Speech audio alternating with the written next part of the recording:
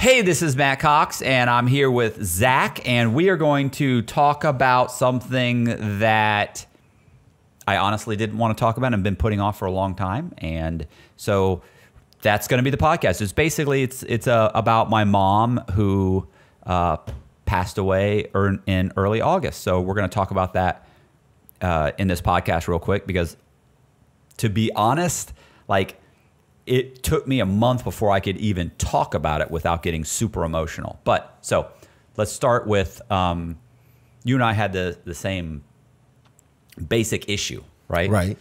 Which was we both went to prison. We both got extremely long prison sentences, and our mothers were getting up there in age. And one of my biggest goals was, like, I wanted to get out of prison while my mom was alive. Yes.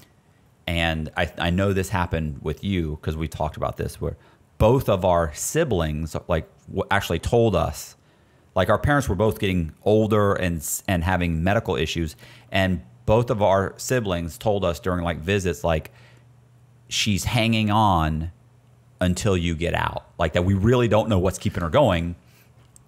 But I feel like she's hanging on until you get out. And well, here's what's funny I think you're skipping is at the beginning of our bid, like in 2008 and 2009, when our moms were very mobile. Yeah. They both were coming up to see us. Right. Like, many times we discussed, like, the visitations we had with our mothers and how they're kind of like, when you get out, you're not going to do this anymore. Right. How they put it behind, and it became a part of us being there, became a part of their life. And sometimes they come by themselves. I think your mom came by herself. My mom initially almost always came by herself. Like, she's in her 80s. She's driving up by herself, going through that horrible system to get in. They treat your mother like crap. Treat your family like there's complete scumbags. Because I even had, by the way, when I went to the low, I even complained to my counselor. I was like, bro, why do they do that? You know what he told me? What? He goes, well, he said, you lay down with dogs. He goes, you get fleas. He said, who comes to see he goes, what kind of people come to see inmates? And I go, mothers and fathers. And I go, just like your mothers and fathers. He goes, my mother and father didn't raise a criminal. This is really what they think. What a scumbag. Good for him. I hope his kids go to jail. His name was Counselor Smith. I don't know his first name, but Counselor Smith, fat, retired, scumbag, white guy. I hope his kids go to jail. Yeah. Yeah. I pray his kids go to prison. Yeah. So he can lay down with dogs. Right. But yeah, our moms would come up there and visit. My mom would bring my daughter all the time. And we both got, like, our moms used to surprise us. Like, there were always scheduled visits for them to come. But I noticed that both of us would, hey, you got to visit. I got to visit. You're like, hey, my mom just came out of nowhere. Right. You know, like when our moms are at home going, you know what? I'm going to go see my kid. Right. And they just hop in the car unannounced without, waiting for you to call. I'm thinking about coming this day. They just decide, hey, I'm going to go see you. And that happened because when I went to the SHU, when I was in the holding and lockdown, the days, because our visit days was Friday. Was it Thursday, Friday, Saturday, Sunday? Honestly, they switched it. At Coleman, they switched it several times. Like, then they started doing a point system, so you could go any day, but you only had so many points a month. Right. Like, they kept changing it back and forth, back and forth. Well, like, for the people in lockdown, it was Wednesday. Right. So my mom would tell me, like, oh, that's going to be hard, but she made all type of arrangements to come up there on Wednesday. It was unbelievable. Right. It was unbelievable. So I just wanted to mention that at the beginning, they were able to come. And it was like a couple of years. It's like... Oh, it was years for me. My mom came until she was 80... I think she was 85 years old or 86, and she had a major stroke, and she was in a wheelchair. And really, honestly, it was like a month. She only missed a month. Like, within a month, she's like, okay, well, I need to go see Matt. And they were like, you're in a wheelchair, Mom. Well, I know, but I want to go see him. My brother's like... well, Mom, how are you going to go see him? And she's like, well, you'll bring me. Or someone will bring me. Yes. My nurse will bring me. We got to get her on the visitation list. Like, she's conscious enough to say, I have to get one of the first person that used to bring her was a woman named Paralee. Paralee has to get approved through the visitation list. So they got her on visitation. And then my mom said, okay, well, she'll come and she'll take me. And my brother's like, Mom, you're in a wheelchair. What if they won't? They might not let you bring your wheelchair. Well, they have wheelchair. I've seen people in wheelchairs. And she was like, that's moms. Yeah. They were like, well, Mom, you sleep a lot and your medication. She, well, I'll sleep in the car on my way there.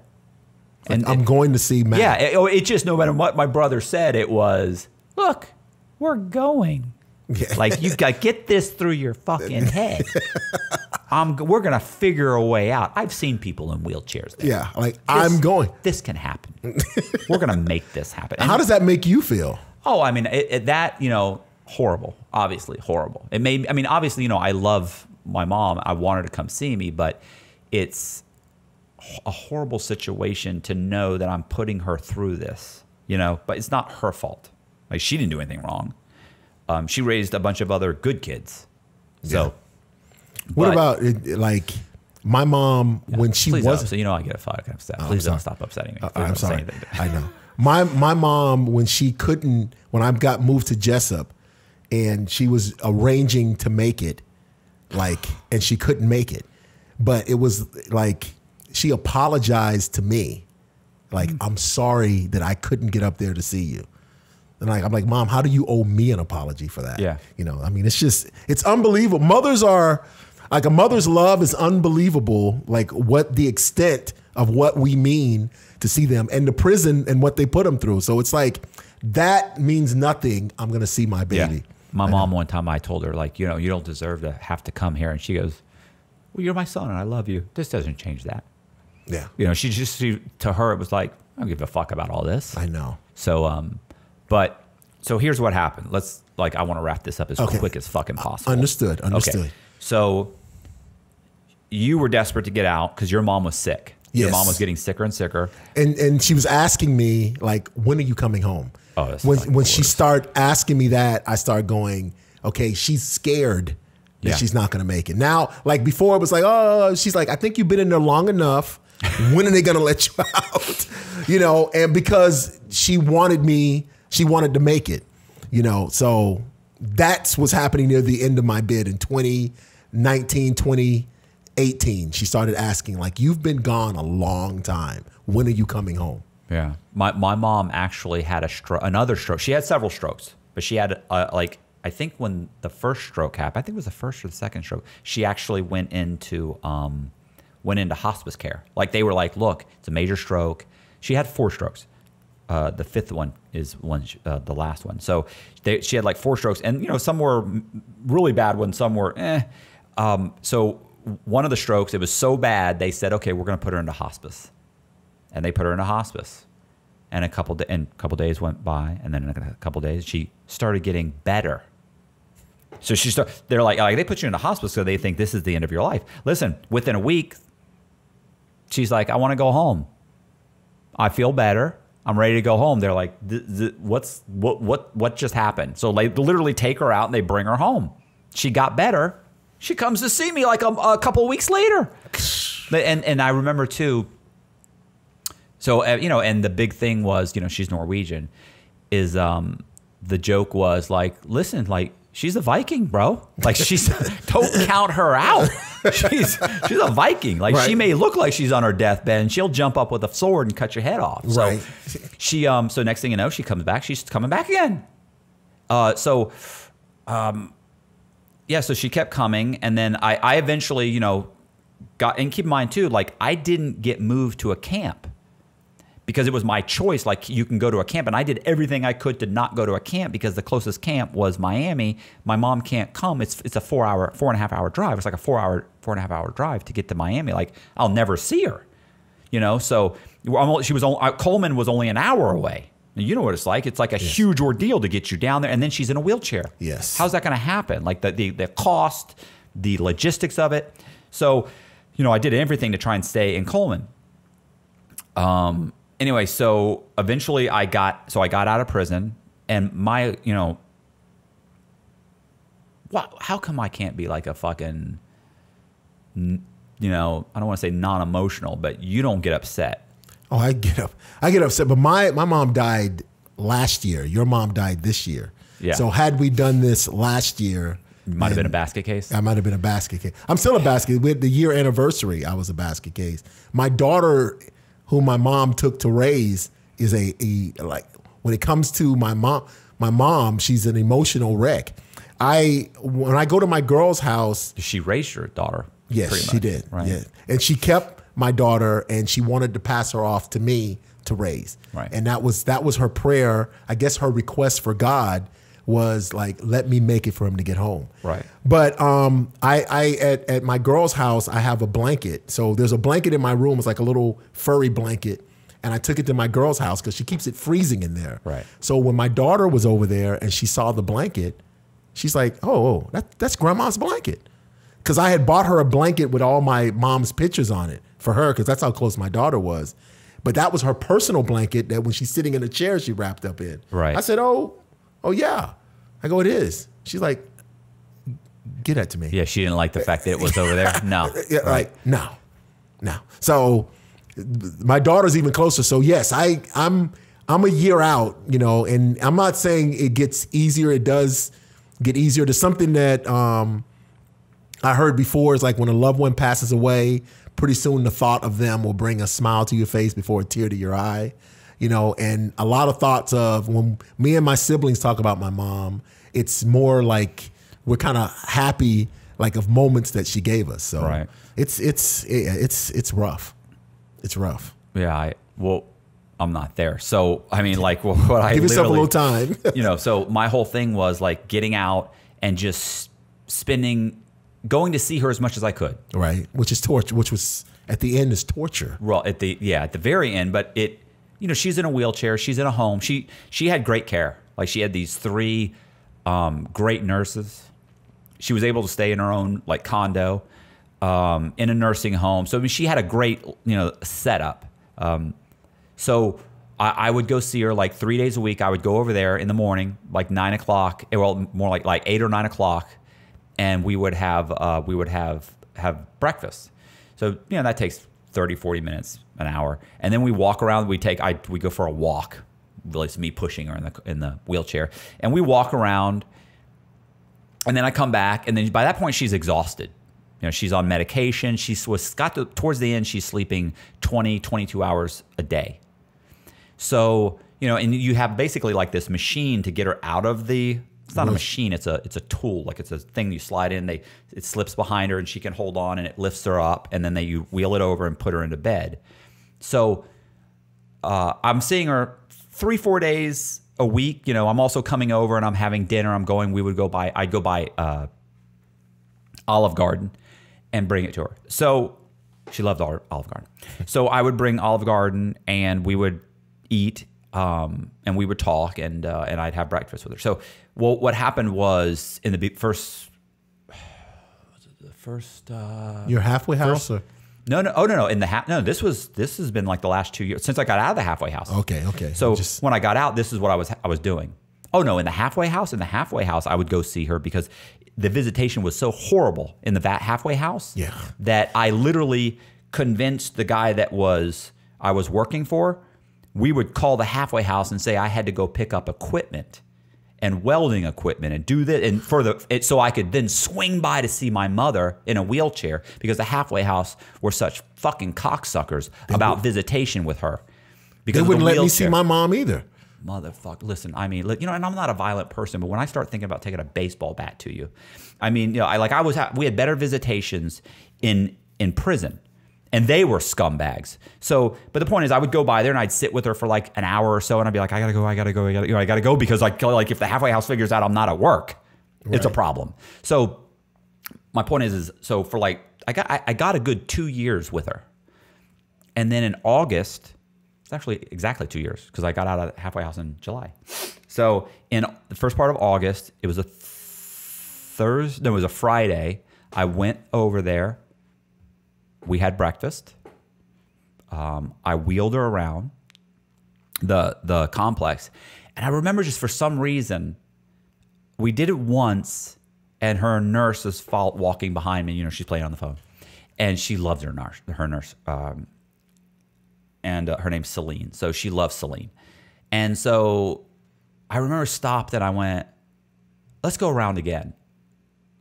And she's like, Celine's like, okay. So we go around again. And I never did that, because she usually starts complaining. But she starts complaining like, I'm tired, I want to go in now. But she didn't. So we kept walking, and then she was like, I'm tired. I want to go now. Okay. So we go back, and I get her over there and put her in the machine that kind of, she can reach up in the chair. She holds on the machine, and then it slides behind her, and it lifts her up, and then you turn her, and you put her in bed. So she got put in bed. We did it, and she sat down in bed. And she sat down in bed, and she kind of wobbled a little bit, and Celine said, Mrs. Cox, are you okay? Or I think she's dizzy. And I go, Mom, are you okay? And she looked up at me, and it was the left side of her face kind of drooped a little. No, it was the right side. Sorry. The right side of her face kind of drooped a little bit, and her eyes slid sideways, and she just leaned into me and went boom. And I was like, whoa, whoa, whoa. And I laid her down, and Celine was like, is she dizzy? Is she dizzy? And I was like, no, I think she just had a stroke. Like, I mean, that definitely looked like a stroke to me. I was like, Mom, and she started trying to talk, and it's just coming out. And I'm like, okay, so we call my sister. We say, look, I think she just had a stroke. So Celine's like, what do we do? Do you want us to call 911? And she said, let me call her doctor first, because she's had several strokes. And then the problem with a stroke at her age, like, there's really nothing they can do. No. Like, you think, oh, if you get her to the hospital, like everybody's like, bring her to the hospital. Why? Been through this multiple times. There's not really anything they can do. Now, they can if you get her there within an hour. Right. There's a medication they can give her, but it's probably like it's very, very dangerous. So we call my sister, and she calls her doctor. The doctor called back, said, go ahead and call 911. There is some medication we can give her. It might work. We get her there to the hospital. She was there within an hour. Doctors come in, like when we're talking about 2 doctors come in, then another doctor, then suddenly 4 different people come in and sit down. There's a grieving counselor. Like, we're like, okay, it's just me and my sister at this point. Me, my sister, and Celine. And they're like, look, we can give her the medication, but you understand they give us the percentages. There is a 50% chance that the medication can kill her.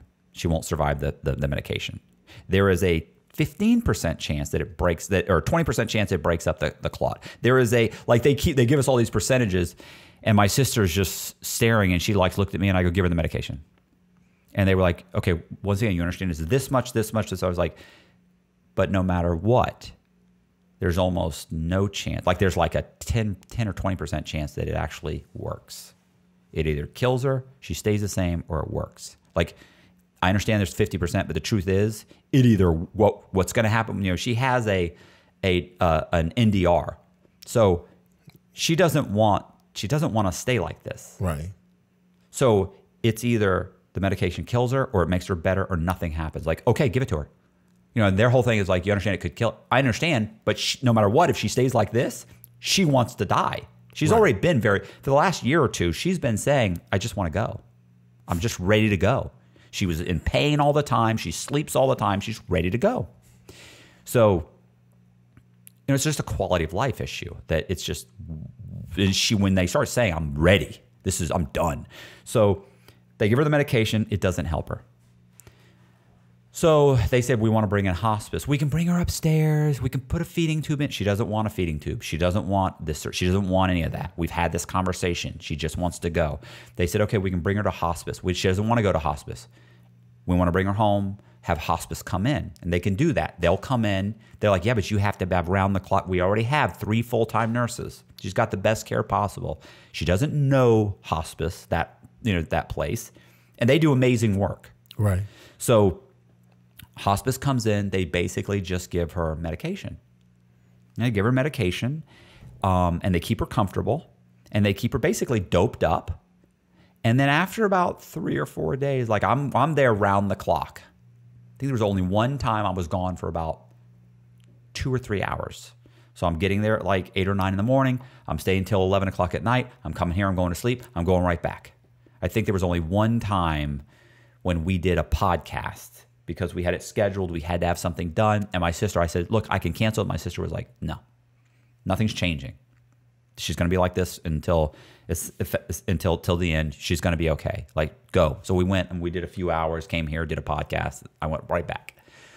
So I was there until, it took a week. It took a week, and she slowly got worse and worse. And initially she can hold your hand. She can squeeze, right? He just squeezed my fingers. And then it slowly got worse and worse. And then the last day I was sitting with her and Celine was there. And, you know, her breath kept getting shorter and shorter. And of course, initially her feet start turning blue. Then her hands started, oh, I know, bro, it's the fucking worst. And they're cold. And you're sitting there trying to kind of like warm up her hands. And she's basically, she'll wake up and her eyes were shifted sideways and she would kind of look for a second and then she'd go back to sleep. And you're just like, you know, you're talking to her. She's not non-responsive. And you're just waiting and you're basically waiting for her to die. And her breath kept getting further and further apart. It's like 20 seconds, and then this is over the course of hours and hours throughout the whole day till it got to the point where it's like a minute. And you're like, that was it. That was her last breath. And then she'd go, another breath, and then stop. A minute goes by. So it got to the point where it was just like, after it had been like, got to a minute and a half, like you're literally like, holy shit. Like this has got to be the last breath. I went and I got my sister. I came back and I told my sister, I said, she was sitting outside talking on the porch. I go, Helen, I think you need to come in. And she goes, what? Boom, hung up, walked in. I sat down, I grabbed my mom's hand and she went, took a breath. Another minute went by, took one more breath. Never took another breath. And Celine listened to her heart. Nothing.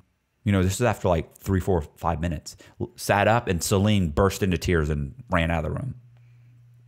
And then my sister called a bunch of people and said, if you want to come by. Because as soon as we call, they're going to come get her. If you want to see her, come now. Because she's going to go to the funeral home and they're going to cremate her. So called my brother, called several people. They came over. All of our nurses came. And, I really fucking thought I'd be okay. Okay, so the bottom line is, I thought about it, is that it was really the best case scenario. Because my mom used to say, I told you this, is that, life is dangerous. Nobody's getting out alive. Sorry, nobody's getting out alive. So she's going to die. So, in the game of life, like, she won, like she died. I got out of prison. She died with her family members all around her. Fuck. She died with her family members all around her. It was the best case scenario that could have happened. Everybody got to come see her. I'm assuming she recognized people. She seemed like she recognized people the first few days. Her brother came to see her, like brothers, aunts, uncles, like everybody got to come see her. I was holding her hand when she died. I was able to get out of prison. It's the best possible, solution to the problem, with the exception of living forever. Right. So, so I couldn't, it's been like, I guess it's been a month it's been like a month and a half now. Yeah, it's been about a month. What's it been? No, 2 months. Is it 2 months? About 2 months. About 2 months. Sorry. So it's been 2 months. And so I mean we had to do this video and you're in the exact same situation I am. The exact same situation. It's odd. But yeah, you and I wanted to do this because I know you're in the same situation and I didn't, thought I would be okay. Not. Well, it's making me depressed. I'm hoping I don't tear up, but like mine was very similar, and she's at my sister's house. And as I think I don't know if I was talking to you at that time before my mom died, or did my mom just die when we met? She just died. She had died maybe like a few months. It had been months, several months. Like okay, yeah, it was August. It was weird. It was in August. Well, first of all, what I really remember is when I saw my mom, right, and I could just tell that she was in a shell. Like this isn't my mom. This is a shell that's holding the spirit of my mom. Like I was blown away, even though I hugged her, and saw her. Well, then, like, she was in horrific pain. So she, like your mom, she had been to the hospital a couple of times. She didn't have strokes. She was just deteriorating quickly. Like the deterioration, like my daughter tells me, was about a 4 like my daughter tells me like the last 7 months, she just deteriorated all the way into nothing. So my mom didn't want to die in a hospital. So they put us in actually my mom did want to die in a hospital because her main concern was her being a burden on us. Because when her last days, we took shifts watching her. Like I used to watch her overnight. You know, somebody sat with her the whole time and she hated that. She hated also the fact that my daughter would have to clean her when she went to the bathroom, you know, until they, I think they gave her a catheter. And so one of the things that really affected me about my mom is one night I was there watching her near the end, and like she woke up and it's like, she's like, I'm still here. She's like, why am I still here? Because she wanted to go. Yeah. And so I'm sitting there and she's asking, she's like, Lord, why won't you take me? She's like, you gave me everything that I asked for. You brought my son home. You've got my family healthy. Everybody's doing well and they're going to make it. It's like, why won't you just come and take me? And that was her prayer. It's like, and I kept telling her, I go, Mom, we don't want you to go. I say, Mom, I know you're ready, but we don't want you to go. And she kind of looked at me as if, like, you're going to have to deal with it, son. I'm sorry. You know, she gave me that look like, hey, she told me sometimes healing is death. She said, my passing is going to bring me more relief than any medicine ever. You know, so my mom last days, she was up almost 24 hours, like almost 30 hours she spent awake. Awake? Awake.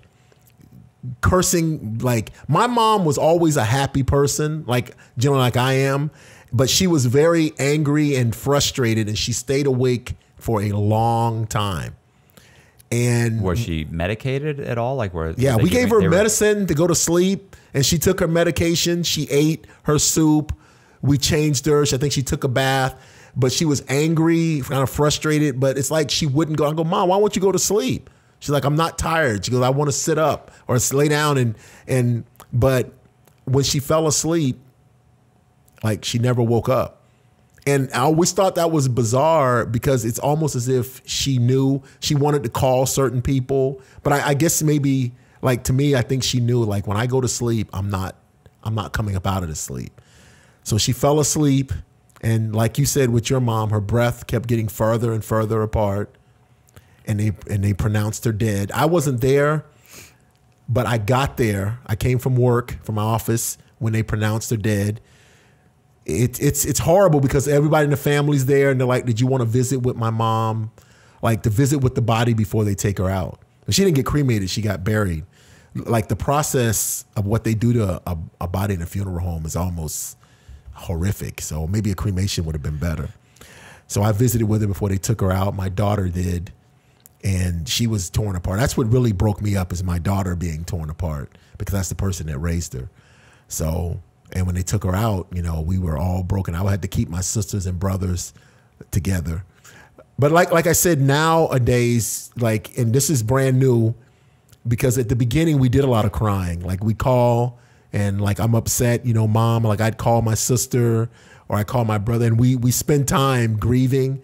But now it's like we kind of tell stories about, remember when Mom such and such, remember this, when this happened, remember when we had raccoons in the attic of the house, and you know, it becomes memories of times that was hilarious or the threats that Mom made or what she did to us when we did this, you know, when she was pregnant with me, all those stories that, you know, family tells. That's kind of what we go through now. So you got about 8 months before it starts shifting from being so painful to being like memories that you really enjoy.